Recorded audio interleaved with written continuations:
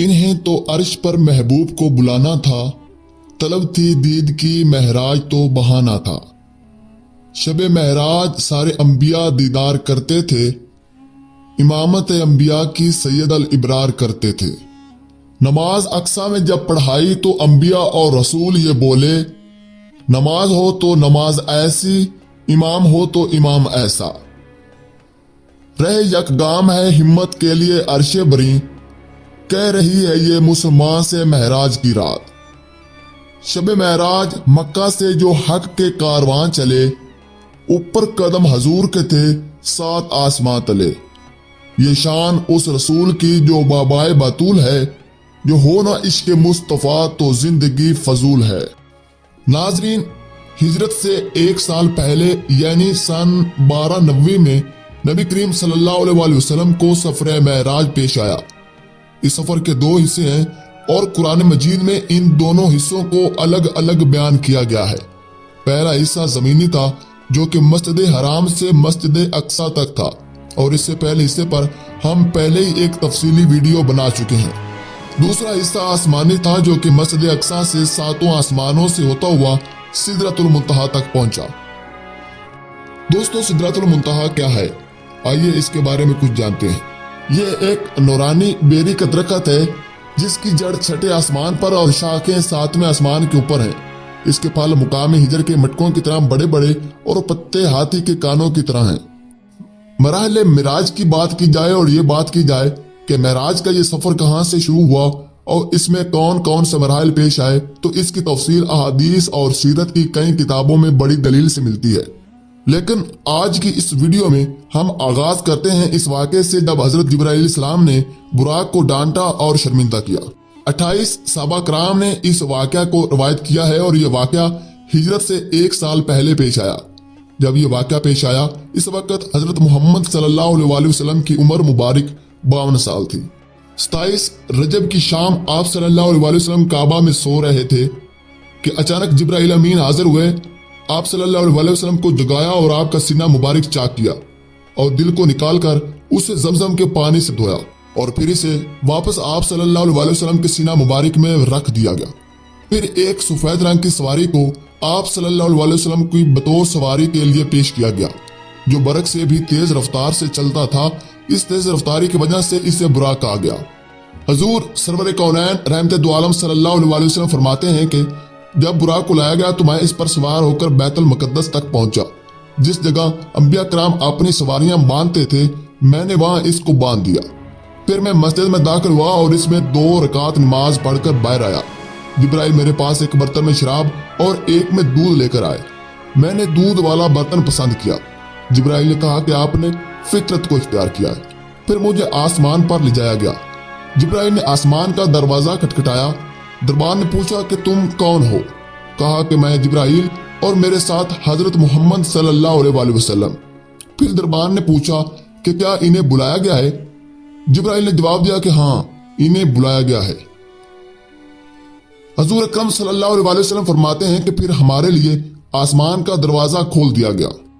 واقعہ معراج اور نبی صلی اللہ علیہ وسلم کے حوالے سے ترمذی شریف میں بھی ایک واقعہ بیان کیا گیا ہے کہ جب حضرت جبرائیل امین براق کو لے کر آئے تو وہ رقص کرنے لگا۔ یہ واقعہ کچھ اس طرح ہے کہ حدیث کی روح سے حضرت انس رضی اللہ تعالیٰ عنہ فرماتے ہیں کہ جب معراج کی رات حضرت محمد صلی اللہ علیہ وسلم کے پاس براق لایا گیا تو اس پر زین کسی ہوئی تھی اور لگام ڈلی ہوئی تھی۔ حضور نبی کریم صلی اللہ علیہ وسلم کی سواری بننے کی خوشی میں اس براق نے رقص کرنا شروع کر دیا، جس کی وجہ سے آپ کا اس پر سواری کرنا مشکل ہو گیا۔ تو جبرائیل نے کہا کہ کیا تو حضور اکرم صلی اللہ علیہ وسلم کے ساتھ اس طرح کر رہا ہے؟ حالانکہ آج تک تجھ پر کوئی ایسا شخص سوار نہیں ہوا جو اللہ تعالیٰ کی بارگاہ میں آپ جیسا معزز اور محترم ہو۔ یہ سن کر وہ براق شرم سے پسینہ پسینہ ہو گیا۔ خیر، بات ہو رہی تھی نبی کریم صلی اللہ علیہ وسلم کے واقعہ معراج کی۔ جبرائیل نے حضرت محمد صلی اللہ علیہ وسلم کو امامت کے لیے آگے بڑھایا اور امامت کا یہ واقعہ تب پیش آیا جب عقل سلیمانی میں حضرت آدم سے لے کر عیسیٰ تک پیدا ہونے والے تمام انبیاء کرام وہاں پر آپ صلی اللہ علیہ وسلم کے منتظر تھے۔ حضور نبی کریم صلی اللہ علیہ وسلم کی امامت میں تمام انبیاء نے نماز ادا کی۔ نماز سے فارغ ہونے کے بعد آپ صلی اللہ علیہ وسلم آسمان کی طرف روانہ ہوئے۔ دوستو پہلے آسمان پر آپ صلی اللہ علیہ وسلم کی ملاقات حضرت آدم علیہ السلام سے ہوئی۔ حضرت آدم کی دائیں اور بائیں بہت سے لوگ تھے۔ حضرت آدم علیہ السلام دائیں جانب دیکھتے تو خوش ہوتے اور بائیں جانب دیکھتے تو روتے۔ حضرت جبرائیل نے حضور اکرم صلی اللہ علیہ وسلم کو بتایا کہ آدم نیک لوگوں کو دیکھ کر خوش ہوتے ہیں اور گناہ گاروں کو دیکھ کر روتے ہیں۔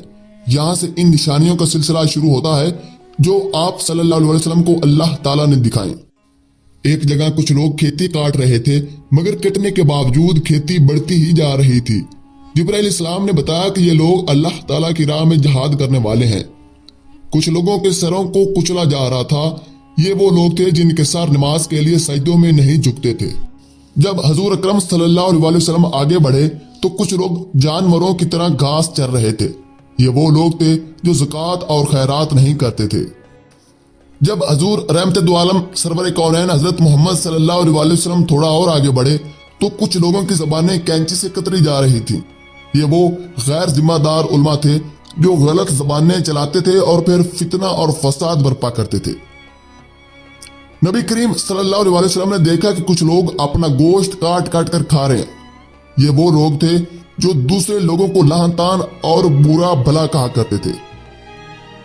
جب حضور اکرم صلی اللہ علیہ وسلم آگے بڑھے تو آپ نے دیکھا کہ کچھ لوگ تانبے کے ناخنوں سے اپنا منہ اور سینہ نوچ رہے ہیں۔ بتایا گیا کہ یہ وہ لوگ ہیں جو لوگوں کی پیٹھ کے پیچھے ان کی برائیاں بیان کیا کرتے تھے۔ کچھ لوگوں کے پیٹ سانپوں سے بھرے ہوئے تھے۔ پوچھنے پر بتایا گیا کہ یہ وہ لوگ ہیں جو دنیا میں سود کھایا کرتے تھے۔ کچھ لوگ صاف نفیس اور اچھا گوشت چھوڑ کر بدبودار گندا اور سڑا گلا ہوا گوشت کھا رہے تھے۔ بتایا گیا کہ یہ وہ مرد عورتیں ہیں جو اپنے حلال شوہر اور بیویوں کے ہوتے ہوئے غیروں سے ناجائز تعلقات قائم کرتے اور اپنی نفسانی خواہشات پورا کرتے تھے۔ حضور نبی کریم صلی اللہ علیہ وسلم کی خواہش پر دوزخ کو اپنے تمام سختیوں، خوفزدہ حالتوں اور ہولناکیوں کے ساتھ آپ صلی اللہ علیہ وسلم کے سامنے پیش کیا گیا۔ دوسرے آسمان پر آپ صلی اللہ علیہ وسلم کی ملاقات حضرت یحییٰ اور عیسیٰ سے ہوئی اور تیسرے آسمان پر حضرت یوسف علیہ السلام سے ملاقات ہوئی۔ چوتھے آسمان پر حضرت ادریس علیہ السلام سے ملاقات ہوئی۔ پانچویں پر ہارون علیہ السلام سے اور چھٹے پر موسیٰ علیہ السلام سے ہوئی۔ ساتویں آسمان پر بیت المعمور دیکھا جہاں بے شمار فرشتے احکامات کی تکمیل کے سلسلے میں آ اور جا رہے تھے۔ ساتویں آسمان پر آپ صلی اللہ علیہ وسلم کی ملاقات ایک ایسے بزرگ سے ہوئی جس کی شکل حضور اکرم صلی اللہ علیہ وسلم سے بہت مشابہ تھی۔ پوچھنے پر جبرائیل علیہ السلام کی طرف سے عرض کیا گیا اور بتایا گیا کہ یہ ابراہیم علیہ السلام ہے۔ یہاں سے پھر اوپری منزل کا سفر شروع ہوا اور آپ صلی اللہ علیہ وسلم سدرۃ المنتہا پر پہنچے جو اللہ تعالیٰ کے دربار اور مخلوق کے درمیان حد فاصل تھی۔ یہاں پر حضور سرور کونین رحمت دو عالم حضرت محمد صلی اللہ علیہ وسلم کو جنت کا مشاہدہ کرایا گیا۔ حضور سرور کونین تاجدار انبیاء حضرت محمد صلی اللہ علیہ وسلم نے دیکھا کہ اللہ تعالیٰ نے اپنے نیک بندوں کے لیے ایسی ایسی نعمتیں تیار کر رکھی ہیں جنہیں نہ کسی آنکھ نے دیکھا، نہ کسی کان نے سنا اور نہ کبھی کسی نے ان کے بارے میں سوچا۔ ناظرین محترم، سدرۃ المنتہا پر جبرائیل علیہ السلام رکے اور آپ تنہا آگے روانہ ہو گئے۔ جبرائیل نے عرض کی کہ اگر میں اس سے آگے ایک بال کے برابر بھی بڑھا تو میرے پر جل کر راکھ ہو جائیں گے۔ اللہ تعالیٰ کا دربار سامنے تھا۔ آپ صلی اللہ علیہ وسلم کو اللہ تعالیٰ سے ہم کلامی کا شرف عطا کیا گیا۔ روزانہ 50 نمازوں کی فرضیت عطا کی گئی۔ شرک کے علاوہ تمام گناہوں کی معافی کا اعلان کیا گیا۔ سورہ بقرہ کی آخری 2 آیات بطور تحفہ دی گئیں۔ اس طرح آپ صلی اللہ علیہ وسلم کا سفر معراج مکمل ہوا۔ واپسی کے سفر میں حضرت موسیٰ علیہ السلام سے ملاقات ہوئی۔ سفر کی رودات سن کر موسیٰ نے کہا کہ آپ کی امت 5 نمازوں کی پابندی نہیں کر سکتی۔ مشورہ دیا کہ اللہ تعالیٰ سے نمازوں کی تعداد کم کروائی جائے۔ اس طرح بار بار آپ صلی اللہ علیہ وسلم اللہ تعالیٰ کے حضور حاضر ہوتے اور ہر بار 10 نمازیں کم ہوتی گئیں۔ ملا کر 5 کی فرضیت باقی رہی، مگر اللہ تعالیٰ نے ان 5 پر بھی 50 کا ثواب باقی رکھا۔ پھر آپ صلی اللہ علیہ وسلم براق پر سوار ہو کر مکہ مکرمہ پہنچے۔ کعبۃ اللہ میں ابو جہل سے ملاقات ہوئی۔ اس نے پوچھا کہ کوئی نئی خبر؟ حضور نبی کریم صلی اللہ علیہ وسلم نے فرمایا کہ آج کی رات میں بیت المقدس سے آیا ہوں۔ اس نے کہا کہ 2 مہینے کا سفر ایک ہی رات میں؟ پھر اس نے لوگوں کو اکٹھا کیا اور کہا کہ مجھے پہلے ہی شک تھا اور آج مجھے یقین ہو گیا ہے کہ محمد پاگل ہو گئے، نعوذ باللہ۔ یہ خبر مکہ میں آگ کی طرح پھیل گئی۔ اس موقع پر صدیق اکبر حضرت ابو بکر صدیق رضی اللہ تعالیٰ عنہ کی حکمت عملی کام کر گئی۔ انہوں نے حضور محمد صلی اللہ علیہ وسلم سے بیت المقدس کا نقشہ پوچھا۔ حضور بتاتے گئے اور ابو بکر صدیق تصدیق کرتے گئے۔ بیت المقدس حضرت ابو بکر صدیق رضی اللہ تعالیٰ عنہ کا دیکھا ہوا تھا۔ پھر نبی کریم صلی اللہ علیہ وسلم نے واپسی کے سفر میں ملنے والوں کا بھی خاص احوال اور حال بیان کیا، جس کے بعد میں تصدیق ہو گئی تھی۔ اس طرح لوگوں کی زبانیں بند ہو گئیں، لیکن آپ صلی اللہ علیہ وسلم پر ایمان نہ لانے والے اس واقعے کو سچ ماننے سے انکار کرتے تھے، اور آج بھی ترقی یافتہ سائنسی دور میں حضور اکرم صلی اللہ علیہ وسلم پر ایمان نہ رکھنے والے سفر معراج کو ناقابل قبول کہتے ہیں۔ اور آخر میں اس سوال کا جواب دینا چاہوں گا کہ کیا آپ صلی اللہ علیہ وسلم نے اپنے رب کا دیدار کیا؟ ہمارا عقیدہ ہے کہ نبی کریم صلی اللہ علیہ وسلم نے شب معراج بیداری کی حالت میں خواب میں نہیں، اپنی سر والی آنکھوں سے، دل سے نہیں، اللہ تعالیٰ کا دیدار کیا، جیسا کہ حضرت جابر رضی اللہ تعالیٰ عنہ روایت کرتے ہیں کہ نبی کریم صلی اللہ علیہ وسلم نے اللہ کو دوسری مرتبہ دیکھا۔ اس کی تفسیر میں فرمایا کہ میں نے بلا شبہ اپنے رب کو اپنی سامنے اور اپنی آنکھوں سے دیکھا۔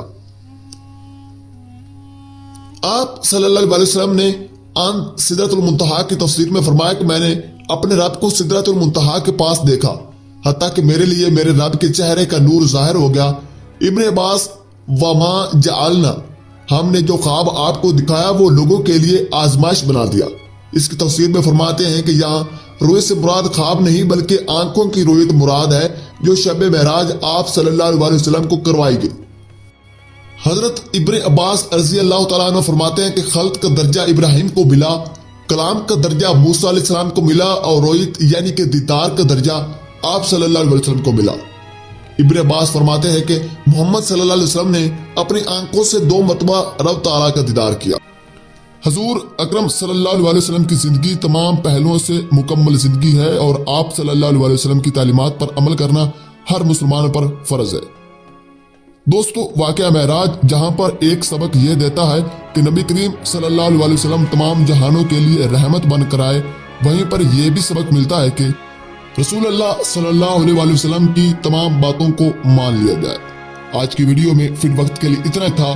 اگلی ویڈیوز تک کے لیے اجازت دیجیے۔ اپنا اور اپنے پیاروں کا ڈھیر سارا خیال رکھیں۔ اللہ نگہبان۔